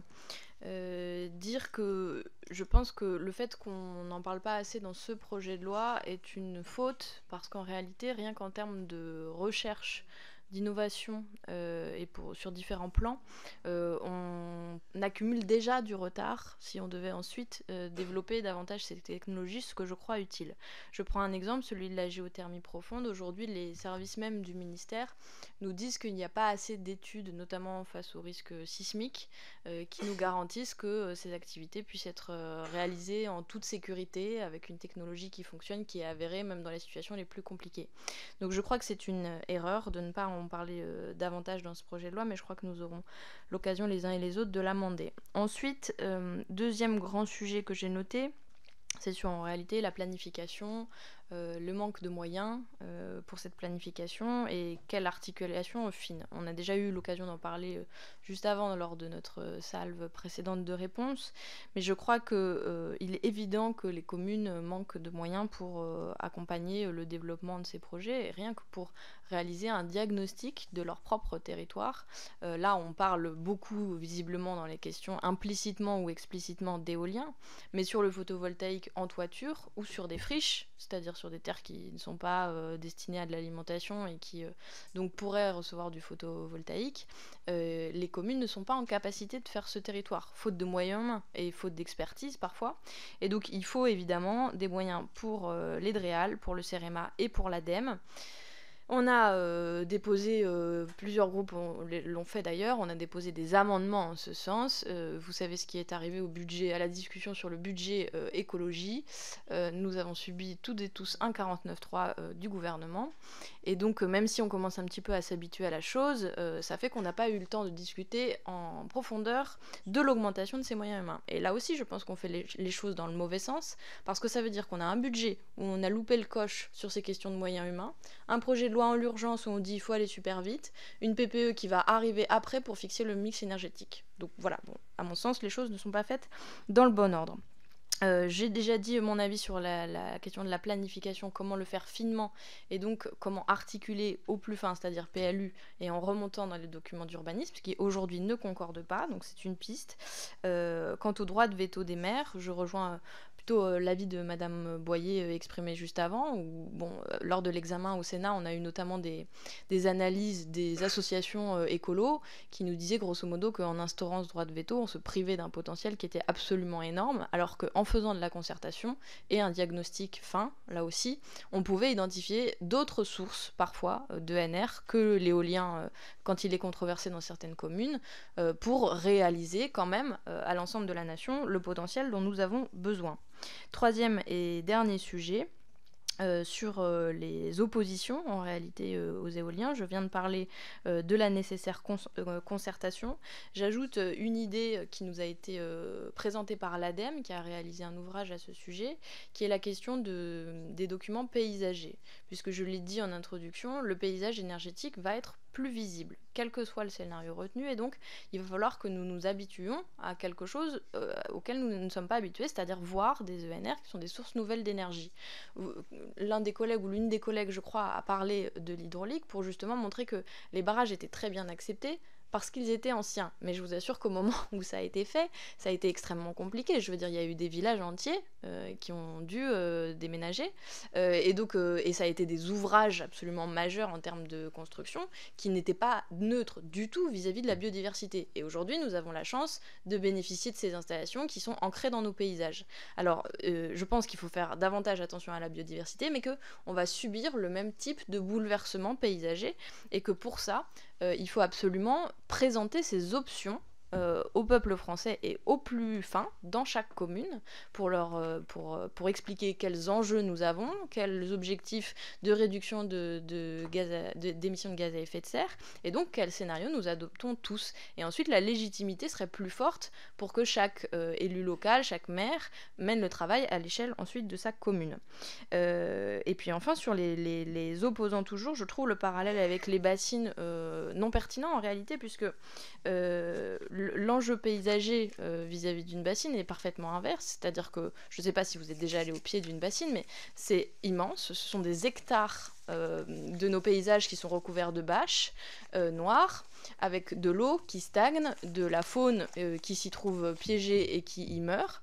Et donc le parallèle avec l'éolien que vous vouliez exercer en sens inverse me paraît peu pertinent, et par ailleurs... il n'y a pas du tout le même enjeu vis-à-vis de l'équilibre écologique, puisque là aussi la situation est inverse, les opposants aux bassines se battant là pour défendre l'eau comme bien commun. Je vous assure que les riverains des bassines qui savent que le cours d'eau qui passe à côté de chez eux, il sera asséché et il n'y aura plus d'eau, ils sont absolument pas ravis. Donc le fait que nous soutenions des opposants divers, à mon avis, est peu pertinent dans la discussion. Quant à l'opposition éolien-nucléaire, là aussi, je vois d'ailleurs ma collègue Lisa Bellucco, avec qui nous avons rapidement échangé sur le fait qu'il y avait eu un incident dans la centrale de Civaux il y a 2 jours de ça. Je vous assure que le nucléaire génère d'énormes inquiétudes à juste titre, et que si nous parlons aujourd'hui des oppositions aux ENR, qui sont, je le rappelle, visibles, il y a aussi source de s'inquiéter quant à la relance des EPR et différentes formes de nucléaire que le gouvernement prévoit. Et enfin, j'ajoute qu'au cours de mes divers déplacements sur les ENR, on peut aussi avoir une vision nuancée de ce qu'il faut soutenir ou pas soutenir. Je parle par exemple de la méthanisation dont on a peu parlé finalement dans cette discussion. Autant je pense que des projets de petits méthaniseurs associés à un groupement d'agriculteurs qui soit à taille raisonnable, qui puissent mettre leurs cives et leurs différents déchets d'exploitation agricole dans ces petits méthaniseurs est quelque chose que nous devons encourager, même s'il y a la population qui peut dans certains territoires avoir aussi l'impression que c'est anarchique, qu'il en pousse comme des champignons sans que ça soit aujourd'hui réellement pensé dans un objectif de planification. D'ailleurs ça ne l'est pas, il n'y a pas de document de planification pour les méthaniseurs. Mais il y a aussi des dérives, et là je peux parler de différentes sources de NR. Pour la méthanisation par exemple, je suis allée à Corcouët-sur-Loing Logne, dans le 44, où il y a un projet de méga méthaniseur et où là, il y a une inquiétude extrêmement forte des riverains qui vont voir des centaines de camions défiler par jour, des agriculteurs qui ont signé un accord mais qui ne savent pas s'ils seront en capacité de fournir cet énorme four et cette bête infernale qui va être construite. Donc je crois qu'il faut être mesuré. Tout comme d'ailleurs, la géothermie, j'en ai parlé sur les risques de sismicité, mais on peut aussi se questionner sur l'hydrogène, puisque vous savez qu'il y a différentes formes d'hydrogène, vert, gris, noir, et que nous soutenons évidemment l'hydrogène vert, mais je reviens au début de mon propos, comme ça fera une boucle. Je pense que nous devons absolument soutenir la recherche à l'innovation sur les différentes sources de d'ENR que nous devrons ajouter à celles que nous connaissons et que nous maîtrisons aujourd'hui, à savoir l'éolien et le solaire.